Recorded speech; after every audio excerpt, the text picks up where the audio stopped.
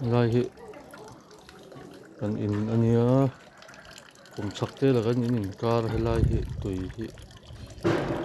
helai hi chiang lo ni om takani naupang ho kawt dunga hianin ball an pet thina chuan an ball vel chuan an tlak phuh nge niang o kan tia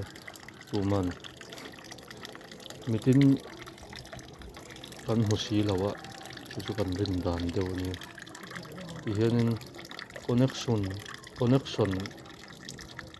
to chung tui connection tui ti hianin alik char mai sem ni a po sem lo ni a po ti reng hin mai a zero khop mai hian kan in ko ta ti hian luang thadua ro mai a